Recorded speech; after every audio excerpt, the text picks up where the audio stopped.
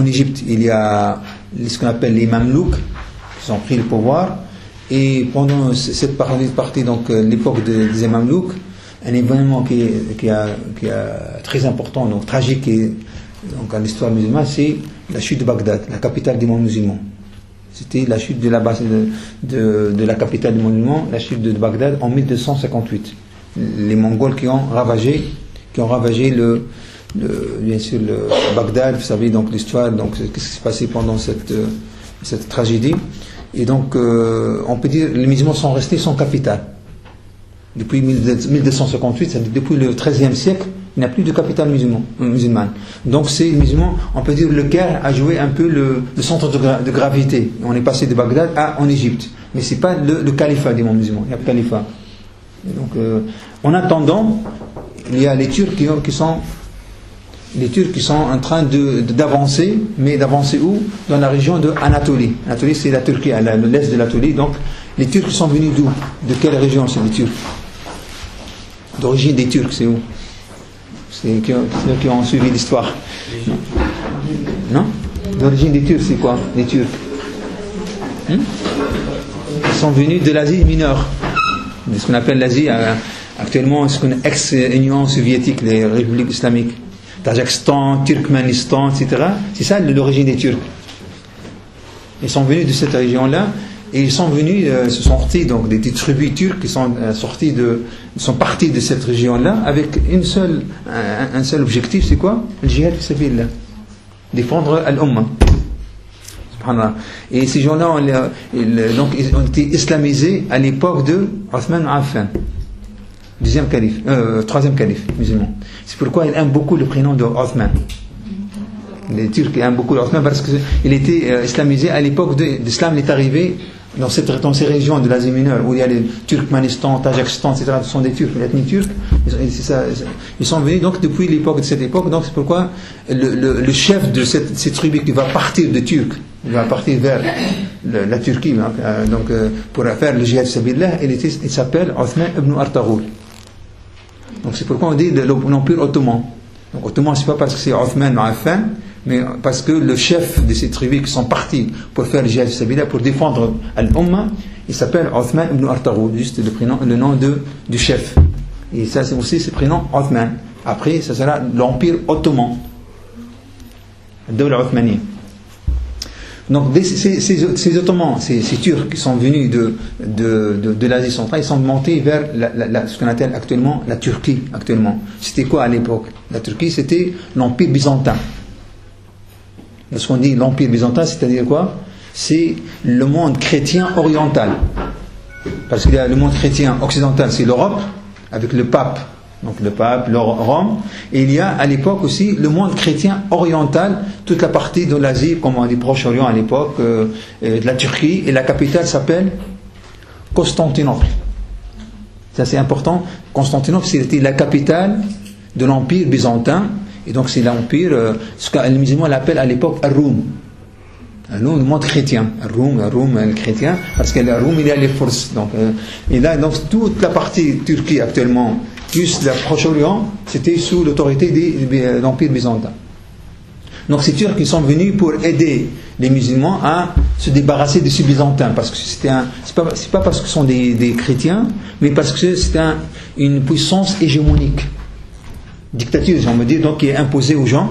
Donc ils veulent libérer les gens. Donc c'est parce que les musulmans, même s'ils ont fait le futuhat, c'est pour libérer les populations. Ils ne sont pas venus comme concurrents dans le sens envahisseur, colonisateur. Non, ils sont venus pour libérer et pour transmettre l'islam. Et là, donc, ils ont souci de libérer le monde musulman. Ces Turcs sont ils auraient pu rester dans cette région. Non, ils ont dit non, nous devons défendre le monde musulman. Donc ils vont arriver de l'Est, ils vont entrer de l'Anatolie, ce qu'on appelle Anatolie actuellement, Anadol, ils vont même fonder un État qui s'appelle l'État ottoman. C'est un État, c'est pas le califat, l'État ottoman. Et ça va avancer cet État, on ne va pas entrer dans les détails, pour arriver à une ville qui s'appelle Aderna. Donc c'est à l'ouest. Donc ils vont prendre petit à petit l'Est, il reste maintenant juste la capitale. La capitale, parce que les musulmans, depuis l'époque des prophètes sallallahu alayhi wa sallam, l'ennemi traditionnel des musulmans c'est Ar-Rum.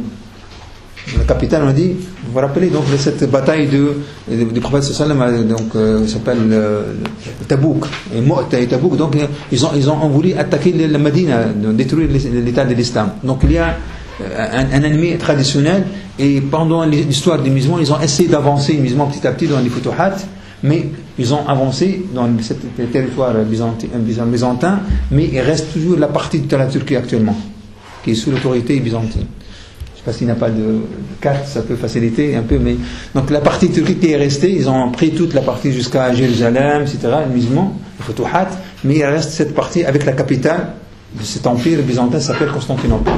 Donc les sultans ottomans sont venus, donc ils ont assez avancé, mais il reste toujours la capitale. N'a pas chuté. Donc on n'a pas arrivé à faire tomber cette capitale, la Constantinople. Donc on va arriver à, donc ils vont fonder un mini-État, dont la capitale s'appelle Edirne, donc dans le sud ouest de la Turquie, et ils vont même entrer les musulmans aussi turcs en Europe de l'Est, donc toute la partie ce qu'on appelle les Balkans. Actuellement, les Balkans, la Bosnie, l'Albanie étaient islamisés à cette époque. L'Europe, une partie d'Europe, elle était devenue musulmane. À l'époque de ces Ottomans qui sont avant Istanbul, ça, avant ils ont fait ça, tout ça, avant de mettre en place donc la capitale des musulmans ottomans. Et là donc les musulmans, ces Turcs, qui sont connus comme des forts comme un Turc, donc sont la puissance, subhanallah. Et Allah subhanallah, ils ont ce souci donc de faire le jihad fi sabilillah, avancer toujours, donc ils ont cette force militaire, et donc ils ont pu donc prendre une partie de l'empire byzantin, mais ils ont islamisé la population de l'Europe centrale, donc ce qu'on appelle actuellement les Balkans. Déjà même Al-Bosna, la Bosnie, parce qu'on dit l'origine du mot Al-Bosna, c'est Abu Sunna. Abu Sunna, donc Sunna, la Sunna, Bosnie, le mot c'est Abu Sunna, la tradition du prophète sallallahu alayhi wa sallam. Donc pour montrer depuis donc des générations, il y a l'islam depuis les Ottomans, depuis les Turcs qui sont arrivés en cette région du monde musulman, du monde de l'Europe. Et même donc c'était l'objectif des Turcs, c'était quoi? Ils disent, puisque nos frères sont arrivés en Andalousie déjà, ils ont pris toute la partie occidentale, pour nous donc on va terminer la partie orientale, on va islamiser notre partie de l'Europe. Pour vous dire donc l'objectif, donc bon, ils ont pris maintenant la partie centrale. Et ce qui nous intéresse, c'est qu'on dit toujours il y a un objectif qui reste toujours présent, c'est la capitale, Constantinople, Constantini en arabe. Et là, ils ont essayé des tentatives donc d'attaquer toujours, mais il y a toujours l'échec. Pourquoi? Parce que Constantinople, c'était un lieu très difficile, l'accès était très difficile, donc élevé, etc. Donc, pour l'armée, c'est pas facile d'attaquer les bien entourés par les forteresses, etc. Donc, c'est difficile d'entrer, d'attaquer et de prendre la capitale. Donc, il faut attendre un certain qui s'appelle Mourad al-Thani, un sultan. Mourad al-Thani, qui a un fils qui s'appelle Mohammed. Et Mourad al-Thani, il a pris une décision. Il va éduquer son enfant avec un seul objectif. Tu seras la personne qui va faire tomber Constantinople. Donc un objectif. Il l'a éduqué de cette façon-là. C'est toi. Pourquoi? Parce qu'il y a un hadith du prophète sallallahu alayhi wa sallam. Il dit dans la prédication du prophète sallallahu alayhi wa sallam, il a dit, un jour, Constantinople va tomber entre les mains des musulmans. Et il a dit, donc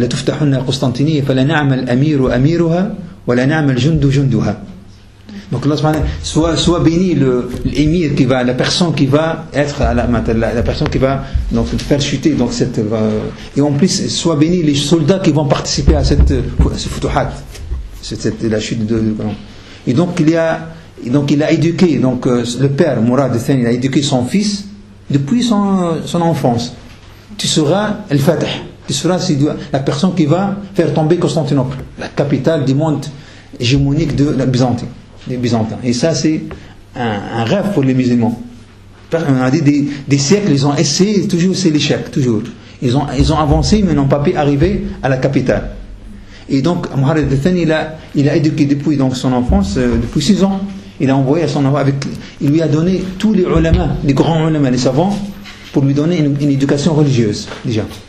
Apprendre le Coran, connaître les théologies musulmanes. Vraiment, c'était un enfant qui a été éduqué d'une façon, son père il l'a poussé jusqu'au bout. Donc tu dois connaître l'islam à 100% et tu connaître aussi les techniques, les arts militaires, etc. pour se former. Il a formé son fils avec de grands savants comme par exemple Ahmed ibn Ismaïl al-Kourani, l'un des grands savants ottomans à l'époque, s'appelle al-Kourani. Donc son père lui a donné tout ce qu'il faut pour apprendre. Il lui a donné une grande éducation très, très poussée, éducation religieuse, éducation aussi de connaître un peu donc il était proche de son père aussi dans l'expérience militaire du pouvoir. Et ça va continuer dans ce sens-là. Et son père, à un certain moment, il était un peu déprimé ou bien il passait par des difficultés de santé. Donc il a laissé son fils à la tête de l'État à l'âge de 14 ans. Pour vous dire, il est prêt. Hein. À l'âge de 14 ans, maintenant on dit c'est un adolescent, il ne sait rien, il est en train de jouer avec, etc. Adolescent, 14 ans. Lui, il était chef d'un État à 14 ans. Donc il est prêt pour gouverner. Et donc son père, il a laissé un peu le pouvoir pour se reposer. Et après, lorsqu'il y a une attaque de l'extérieur, il a dit, mais toi, tu dois revenir prendre donc la responsabilité, il lui a dit. Il a laissé comme ça prendre des pouvoirs, mais sans lui dire que tu es maintenant le calife, si on peut dire, bien, sans lui dire que tu es maintenant le responsable de l'État. Il a dit, si tu es le responsable, tu reviens, il a dit à son père. Maintenant, il y a une attaque qui va venir de l'extérieur. Si tu n'es pas, si moi qui est le responsable, tu dois obéir à mes ordres. Tu seras le chef des militaires, d'état-major, à son père, il a dit. Donc, ou bien tu choisis de revenir, hein. Donc tu dois diriger ton État, ou bien tu dois être le chef d'état-major pour pousser cette attaque. Ce qu'il va faire le père. Lui, il est le chef d'État, si on peut dire, et son père, il va être le chef d'état-major. Voilà, ce qui nous intéresse, c'est que il va passer par des petit à petit, donc il va prendre le pouvoir en 1444. Il va diriger l'État. Donc on ne dit pas encore califat ottoman, c'est un État ottoman, un État qui est à Edirne. Donc Edirne, c'est la capitale. Et sans entrer dans les détails, il a pu pousser. Donc il a double défi. Un défi qui vient de l'Europe. Donc les États européens, donc ils sont en train ils veulent attaquer cette partie, donc les Ottomans. Et il y a un défi en Anatolie, donc cette partie byzantine. Donc il y a les Byzantins d'un côté, et il y a les Européens de l'autre côté. Donc il est en train de travailler, donc de lutter contre deux fronts en même temps. Pourtant son âge est 15 ans, 16 ans, donc c'est pas à partir de 17 ans. Donc il a pu avancer, et relever les défis. Et après, petit à petit, ce qui nous intéresse, donc même il y a le pape Pie II, il va essayer donc d'attaquer les musulmans, donc il va mettre fin à cette attaque. Ce qui nous intéresse, on arrive à la date importante. La date importante, c'est l'attaque contre Constantinople. Mais j'ai dit, c'est pas facile d'attaquer parce que c'est un État bien. Donc qu'est-ce qu'il va faire? Intelligence, c'est un génie. Donc, subhanallah. Il est à l'âge de 21, 22 ans, 23 maximum, il ne dépasse pas selon les histoires, les versions, entre 21 et 25 ans, lorsqu'il va attaquer Constantinople. Donc, d'où le rôle de la jeunesse. Un jeune de 20 d'années, il va attaquer la capitale du monde byzantin.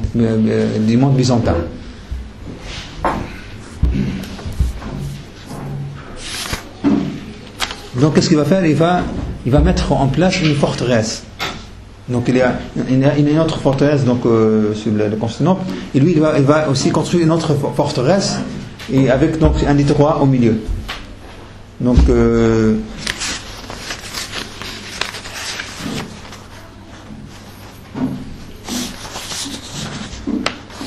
il va construire une forteresse et là, c'est-à-dire quoi? Qu'est-ce qu'il va faire une sorte de siège. Il va assiéger la capitale.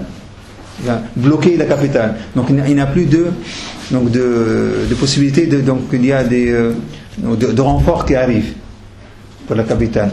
Donc le siège va durer 53 jours. 53 jours de siège de cette capitale du monde chrétien. Parfois avec une grande forteresse, et en même temps il va préparer, ce qui est important, c'est un génie, donc il a préparé il a même amené, donc il a ce qu'on appelle un canon, le canon